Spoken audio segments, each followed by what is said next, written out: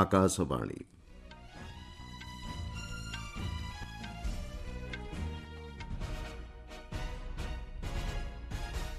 ସମ୍ବାଦ ପଢ଼ୁଛନ୍ତି ମଳୟ ରଞ୍ଜନ ମିଶ୍ର। ଦେଶରେ ଆଜି ପାଳନ କରାଯାଉଛି ନୌସେନା ଦିବସ। ପୁରୀରେ ଆୟୋଜିତ ସମାରୋହରେ ଯୋଗଦେବେ ରାଷ୍ଟ୍ରପତି। ବିଧାୟକ ଦଳ ନେତା ନିର୍ବାଚନ ନେଇ ଆଜି ମୁମ୍ବାଇଠାରେ ଅନୁଷ୍ଠିତ ହେବ ମହାରାଷ୍ଟ୍ର ନବନିର୍ବାଚିତ ବିଜେପି ବିଧାୟକ ଦଳ ବୈଠକ।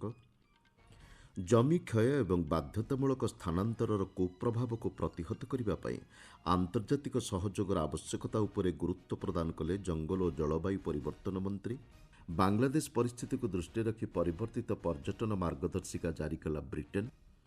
ଏବଂ ପୁରୁଷ ହକି ଜୁନିୟର ଏସୀୟ କପ୍ ଟାଇଟଲ୍ ହାସଲ ପାଇଁ ଆଜି ଭାରତ ପାକିସ୍ତାନ ମଧ୍ୟରେ ମୁକାବିଲା। ନୌସେନା ଦିବସ ଆଜି ପାଳନ କରାଯାଉଛି। ଭାରତୀୟ ନୌସେନାର ସଫଳତା ଏବଂ ଭୂମିକାକୁ ସ୍ୱୀକୃତି ଦେବା ଲକ୍ଷ୍ୟରେ ପ୍ରତିବର୍ଷ ଡିସେମ୍ବର 4 ତାରିଖରେ ଏହି ଦିବସ ପାଳନ କରାଯାଇଥାଏ।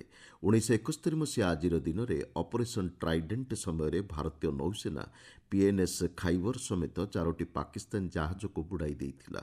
ଫଳରେ ବହୁ ପାକିସ୍ତାନୀ ନୌସୈନିକଙ୍କର ମୃତ୍ୟୁ ହୋଇଥିଲା। ପୁରୀରେ ଅନୁଷ୍ଠିତ ହେବାକୁ ଥିବା ନୌସେନା ଦିବସ ସମାରୋହରେ ରାଷ୍ଟ୍ରପତି ଦ୍ରୌପଦୀ ମୁର୍ମୁ ଯୋଗଦେବେ। ଜଳ, ସ୍ଥଳ ଏବଂ ଆକାଶପଥରେ ନୌସେନା ପକ୍ଷରୁ ଦୁଃସାହସିକ ସାମରିକ କୌଶଳ ପ୍ରଦର୍ଶନ କରାଯିବ। ଏଥିରେ ନୌସେନାର 15ଟି ଯୁଦ୍ଧ ଜାହାଜ, 40ଟି ଲଢୁଆ ବିମାନ ଏବଂ 4ଟି ଯୁଦ୍ଧ ଟ୍ୟାଙ୍କ ଅଂଶଗ୍ରହଣ କରୁଛନ୍ତି। ମାର୍କୋସ୍ ବାହିନୀ ପକ୍ଷରୁ ରାଷ୍ଟ୍ରପତିଙ୍କ ସମ୍ମୁଖରେ ପରେଡ୍ ପ୍ରଦର୍ଶନ କରାଯିବ। ସ୍ୱଦେଶୀ ଜ୍ଞାନକୌଶଳରେ ନିର୍ମିତ ବିକ୍ରମ ସମେତ ଅନ୍ୟାନ୍ୟ ଯୁଦ୍ଧ ଜାହାଜ ଏହି ସମାରୋହରେ ଅଂଶଗ୍ରହଣ କରୁଛନ୍ତି। ଏଥିପାଇଁ ପୁରୀ ଜିଲ୍ଲା ପ୍ରଶାସନ ଏବଂ ନୌସେନା ପକ୍ଷରୁ ବ୍ୟାପକ ପ୍ରସ୍ତୁତ କରାଯାଇଛି। ଏହି ଦିବସ ପାଳନ ଏବଂ ରାଷ୍ଟ୍ରପତିଙ୍କ ଗସ୍ତ ପରିପ୍ରେକ୍ଷୀରେ ପୁରୀ ପୌରପାଳିକାର ସମସ୍ତ ପ୍ରାଥମିକ, ମାଧ୍ୟମିକ ଏବଂ ଉଚ୍ଚ ମାଧ୍ୟମିକ ଶିକ୍ଷାନୁଷ୍ଠାନଗୁଡ଼ିକ ପାଇଁ ଆଜି ଛୁଟି ଘୋଷଣା କରାଯାଇଛି। ମହାରାଷ୍ଟ୍ର ନବନିର୍ବାଚିତ ବିଜେପି ବିଧାୟକ ଦଳ ବୈଠକ ଆଜି ମୁମ୍ବାଇଠାରେ ଅନୁଷ୍ଠିତ ହୋଇ ନେତା ନିର୍ବାଚନ କରାଯିବ। ଏଥିରେ ଅର୍ଥମନ୍ତ୍ରୀ ନିର୍ମଳା ସୀତାରମଣ ଏବଂ ଗୁଜରାଟର ପୂର୍ବତନ ମୁଖ୍ୟମନ୍ତ୍ରୀ ବିଜୟ ରୂପାନୀ ପର୍ଯ୍ୟବେକ୍ଷକ ଭାବେ ଉପସ୍ଥିତ ରହିବେ। ମୁମ୍ବାଇର ଆଜାଦ ମଇଦାନରେ ପ୍ରଧାନମନ୍ତ୍ରୀ ନରେନ୍ଦ୍ର ମୋଦିଙ୍କ ଉପସ୍ଥିତିରେ ଆସନ୍ତାକାଲି ଅପରାହ୍ନ 5ଟାରେ ନୂଆ ମୁଖ୍ୟମନ୍ତ୍ରୀ ଶପଥ ଗ୍ରହଣ କରିବାର କାର୍ଯ୍ୟସୂଚୀ ରହିଛି। ବରିଷ୍ଠ ବିଜେପି ନେତା ତଥା ପୂର୍ବତନ ମୁଖ୍ୟମନ୍ତ୍ରୀ ଦେବେନ୍ଦ୍ର ଫଡନାବିସ୍ ମୁଖ୍ୟମନ୍ତ୍ରୀ ପଦ ପାଇଁ ଆଗରେ ଥିବା ଜଣାପଡ଼ିଛି। ସୂଚନାଯୋଗ୍ୟ, ମହାରାଷ୍ଟ୍ର ବିଧାନସଭା ନିର୍ବାଚନରେ ବିଜେପି ନେତୃତ୍ୱାଧୀନ ମହାୟୁତି ମେଣ୍ଟ ସଂଖ୍ୟାଗରିଷ୍ଠତା ହାସଲ କରିଛି। କଂଗ୍ରେସର ବରିଷ୍ଠ ନେତା ଅଭିଷେକ ମନୁ ସିଂଘଭିଙ୍କ ନେତୃତ୍ୱରେ ଏକ ପ୍ରତିନିଧି ମଣ୍ଡଳୀ ଗତକାଲି ଭାରତୀୟ ନିର୍ବାଚନ କମିଶନକୁ ଭେଟି ମହାରାଷ୍ଟ୍ର ବିଧାନସଭା ନିର୍ବାଚନ ସମ୍ପର୍କିତ ବିଭିନ୍ନ ପ୍ରସଙ୍ଗରେ ଆଲୋଚନା କରିଛନ୍ତି।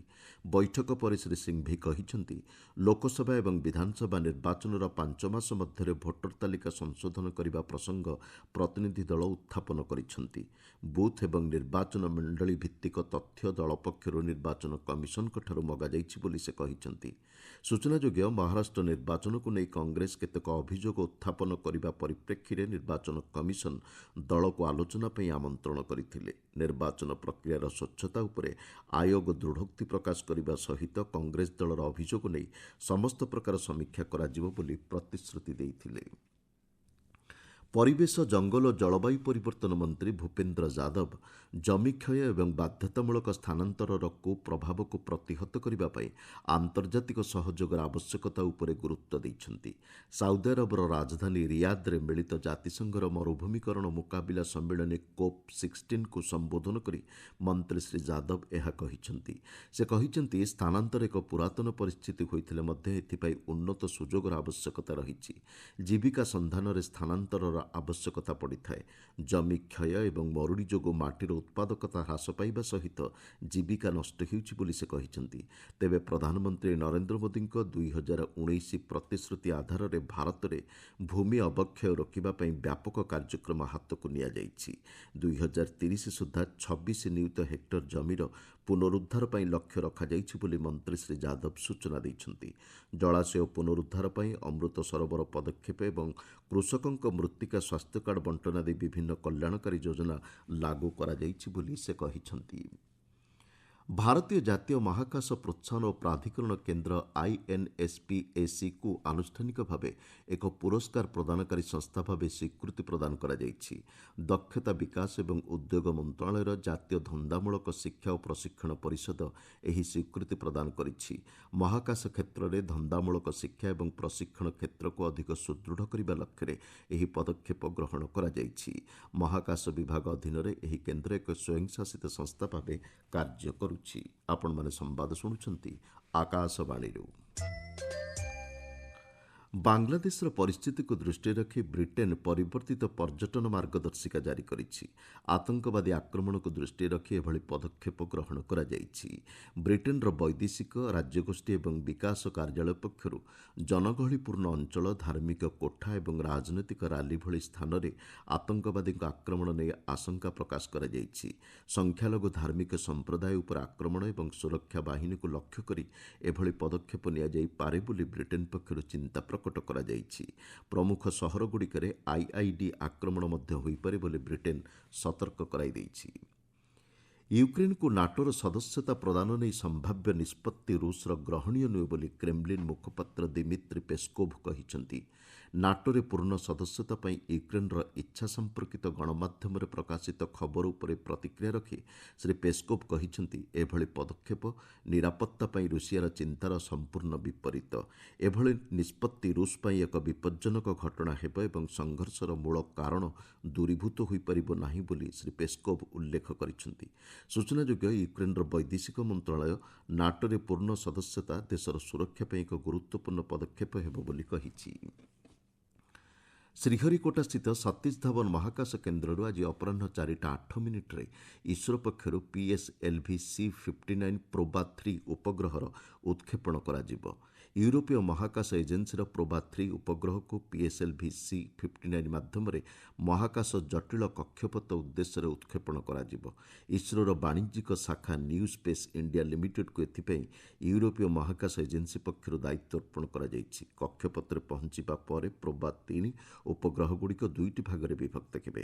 ଏହି ଉପଗ୍ରହଗୁଡ଼ିକ ସୂର୍ଯ୍ୟଙ୍କ କରୋନା ଏବଂ ଏହାର ଆଖପାଖ ବାୟୁମଣ୍ଡଳ, ମହାକାଶ ପାଣିପାଗ ଏବଂ ସୌର ପବନ ଉପରେ ଅଧ୍ୟୟନ କରିବ।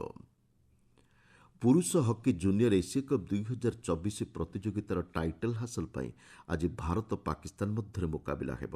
ଓମାନର ମାସ୍କଟ୍ ହକି ଷ୍ଟାଡିୟମ୍ଠାରେ ଚାଲିଥିବା ଏହି ହକି ପ୍ରତିଯୋଗିତାରେ ଗତକାଲି ଅନୁଷ୍ଠିତ ସେମିଫାଇନାଲ୍ ମ୍ୟାଚ୍ରେ ଭାରତ ମାଲେସିଆକୁ 3-1 ଗୋଲ୍ରେ ପରାସ୍ତ କରିଛି। ଭାରତ ପକ୍ଷରୁ ଦିଲରାଜ ସିଂହ, ରୋହିତ ଏବଂ ଶାରଦାନନ୍ଦ ତିୱାରୀ ଗୋଟିଏ ଲେଖାଏଁ ଗୋଲ୍ ସ୍କୋର୍ କରିଥିଲେ। ଦ୍ୱିତୀୟ ସେମିଫାଇନାଲ୍ରେ ପାକିସ୍ତାନ ଜାପାନକୁ 4-2 ଗୋଲ୍ରେ ପରାସ୍ତ କରି ଫାଇନାଲ୍ରେ ପହଞ୍ଚିଛି। 19 ବର୍ଷରୁ କମ୍ ଏସୀୟ କପ୍ କ୍ରିକେଟ୍ ପ୍ରତିଯୋଗିତାରେ ଆଜି ଭାରତ ଏବଂ ୟୁନାଇଟେଡ୍ ଆରବ ଏମିରେଟ୍ସ ମଧ୍ୟରେ ମୁକାବିଲା ହେବ। ଭାରତୀୟ ସମୟ ପୂର୍ବାହ୍ନ 10:30ଟାରେ ଶାରଜା କ୍ରିକେଟ୍ ଷ୍ଟାଡିୟମ୍ଠାରେ ଗ୍ରୁପ୍ ଏ ପର୍ଯ୍ୟାୟର ଏହି ଦିନିକିଆ ଆନ୍ତର୍ଜାତିକ ମ୍ୟାଚ୍ ଖେଳାଯିବ। ଗ୍ରୁପ୍ ଏର ଅନ୍ୟ ଏକ ମ୍ୟାଚ୍ରେ ପାକିସ୍ତାନ ଜାପାନ ମଧ୍ୟରେ ଦୁବାଇ ଇଣ୍ଟରନ୍ୟାସନାଲ୍ ଷ୍ଟାଡିୟମ୍ଠାରେ ମ୍ୟାଚ୍ ଖେଳାଯିବ। ଗ୍ରୁପ୍ ଏର ତାଲିକା ସୂଚୀରେ ଭାରତ ଏପର୍ଯ୍ୟନ୍ତ ଦ୍ୱିତୀୟ ସ୍ଥାନରେ ରହିଛି। ଆଜିର ମ୍ୟାଚ୍ରେ ୟୁନାଇଟେଡ୍ ଆରବ ଏମିରେଟ୍ସକୁ ପରାସ୍ତ କଲେ ଭାରତ ସେମିଫାଇନାଲ୍ ପର୍ଯ୍ୟାୟରେ ନିଜର ସ୍ଥାନ ପକ୍କା କରିପାରିବ। ଏସୀୟ ମହିଳା ହ୍ୟାଣ୍ଡବଲ୍ ଚାମ୍ପିୟନ୍ସିପ୍ର ଆୟୋଜକ ଭାରତ ଆଜି ଇରାନକୁ ଭେଟିବ।